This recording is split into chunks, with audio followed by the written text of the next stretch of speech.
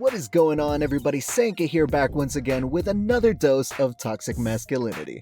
Friendly reminder as always, if you do end up enjoying this video, make sure to hit that like button and subscribe for more content. Birds of Prey, or Birds of Prey and the Fantabulous Emancipation of one Harley Quinn. Who the hell came up with this name? Anyways, the movie is out, ladies and gentlemen, and it is officially a flop, coming in at a $33 million domestic opening weekend. Now, to put that into perspective, estimates before the movie came out were saying that it was going to open at $55 million. Warner Brothers were hoping that it would open at $45 million. So no matter how you slice it, this came in at either $22 million or $12 million shy of what it was expected to do, and it was the worst opening for a DCEU movie ever. Now, due to the flop, Warner Brothers has decided to change the name to whatever that stupid long-ass name was to Harley Quinn Birds of Prey. I mean, honestly, it is a much better name that way. That original title was just so goddamn stupid. I can't believe that was greenlit, but then I just think that it is Warner Brothers, so of course it was. Warner Brothers are now insisting that it had nothing to do with the flop and it was just for SEO reasons, you know what I mean? When people look it up, they can't find the movie, so we have to change it for SEO reasons, or some people are saying that it's just for the movie theaters, that the official title is still the whatever the stupid long name. I'm not going to say it again. I said it once just so you could hear how stupid it was, and one time is one time too many in this case.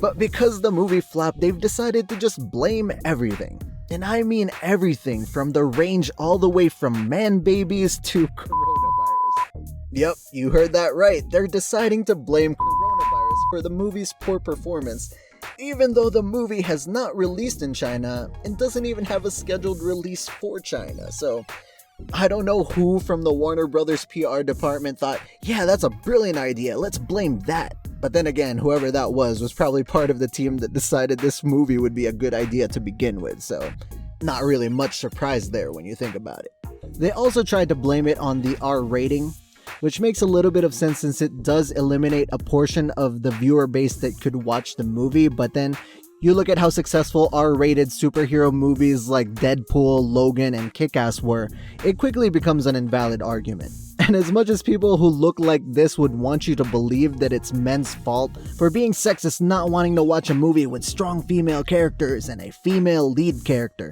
that really isn't the case either, as we've seen with movies like Alita Battle Angel or Underworld. But on the subject of how they thought this was a good idea, I guess we have to talk about Suicide Squad for a bit in order to try to figure this whole thing out. Suicide Squad was awful. I mean, there's no ifs, ands, or buts about it. We all know the story.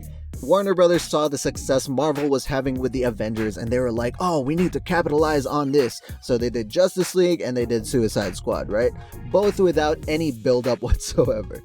So no individual movies for any of the characters before a mashup movie, just a mashup movie, because you know, why not? We can just give a quick scene explaining the backstory of each one of the characters and just hope that the audience cares about them in the end. Spoiler, the audiences did not, and they really didn't go into much more character development beyond that within the film itself. Now, the two most reputable or known characters in that movie before the movie even came out were Deadshot and Harley Quinn. Deadshot because he's a staple Batman villain, but Harley Quinn because she was in the Batman animated series, she was in the Arkham series, and she has ties with the Joker, one of the greatest villains of all time, obviously the most known Batman villain out there. And Margot Robbie's portrayal of Harley Quinn was a standout, right? People loved Margot Robbie's Harley Quinn. They kind of made her a little bit of a sleut, but I mean, I get it. I get the appeal. And when people think about Margot Robbie, it's definitely the acting that they think about, right? It's definitely her acting abilities being well-rounded. You know what I mean? Well spread out.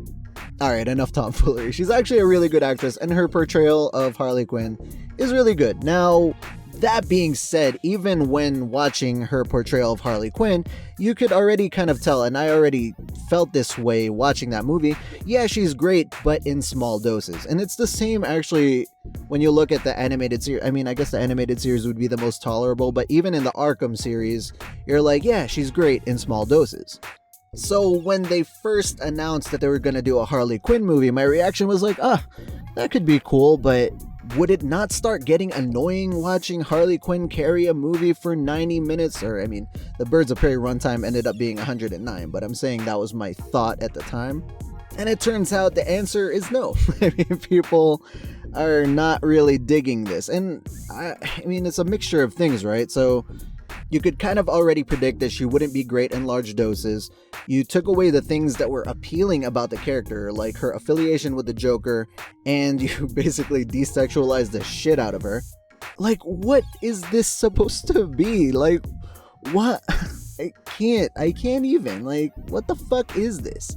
And you can tell Margot Robbie is gorgeous beneath whatever the fuck this is and the makeup and crap, but you took a character that could already get on people's nerves and made her less visually appealing. So now you have that working against her as well. So what was the pitch? Like, it was like, okay, let's take Suicide Squad. We're going to remove the Joker, Batman, remove Will Smith, you know, and you can say what you want about Will Smith, but he still is a box office draw. We'll remove all that, make a movie about Harley Quinn, make her uglier, remove her ties with the Joker, and make her work with not really well-known female DC characters that nobody really cares about. And then the marketing of the movie did not really do it any favors as well, because they were marketing this as a feminist movie. You know, it's gonna be an attack on misogyny and toxic masculinity, and we've seen time and time again how well that works out, right? I mean, it's not like we just saw box office failure after box office failure with this shit, right? Ghostbusters 2016, Terminator Dark Fate, Charlie's Angels. I mean, god damn it, when is this gonna end? Nobody wants to see this shit. And I know people are gonna be like, oh, well, what about Captain Marvel? What about Wonder Woman? Well, Wonder Woman wasn't marketed as a feminist film, and we all know that the only reason Captain Marvel did well was because people were hyped for Endgame, and they were marketing it as a tie-in to Avengers Endgame. Like, are you serious right now? Why would you make the exception the rule? You don't do that. It's an exception for a reason. And Margot Robbie producing the movie didn't really do it any favors either, because then she went out and did the whole bullshit thing like, oh, I need to have a diverse cast of characters, and I need an all-female team working on the film. I need a female director. It's like, why are you doing this? People don't want to hear that shit, because time and time again, we've seen that that does not make a movie good. In fact, all we're seeing is it makes movies awful. And the more you do this shit, the more you tout this, oh, but we had all women working on this, yay, whammons, and then the movie flops, you just further the idea that women in film equals bad. And ultimately you got to that conclusion because you didn't hire the best people for the job, you just hired people based on their gender. Like in the hiring process, this dude is a 10 out of 10 in film production, but we also have this female candidate that's a 5 out of 10. She's a woman, so let's hire her. Then when the movie turns out being awful, you blame men. Like, what? No. The only man to blame for any of this is Ewan Mcgregor, because this dude could not shut up about how this is the feminist film we've been waiting for, and I'm so proud to be a part of this. You know, it handles misogyny and toxic masculinity so brilliantly, and it's like, dude, who the hell are you to be talking about any of this? Weren't you that guy who cheated on his wife? Like, I really feel like you're not the person I want to hear talking about respecting women. Like, come on now. Yet still, every single opportunity this dude had to talk about the movie, he would bring this bullshit up.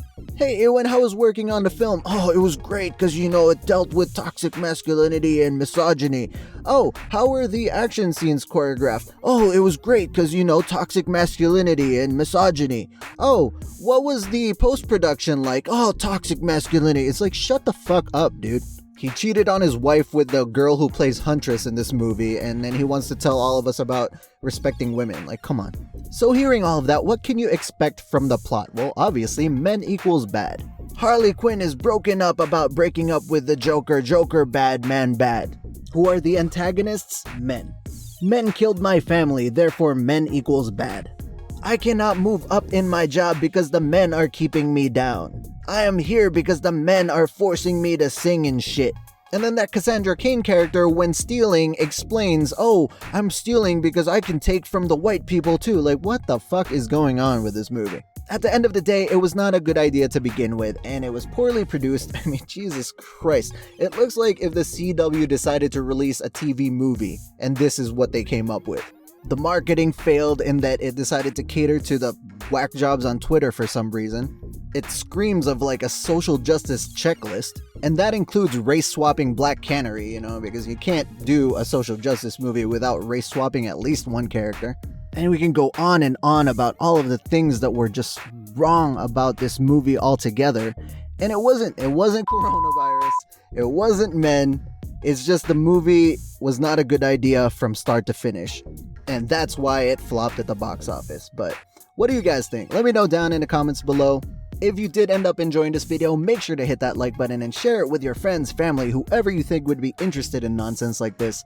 If you're new around here, subscribe, click that notification bell, and click all so you can always be alerted every time I put out garbage like this. As always, thank you very much for watching, and I will see you guys next time.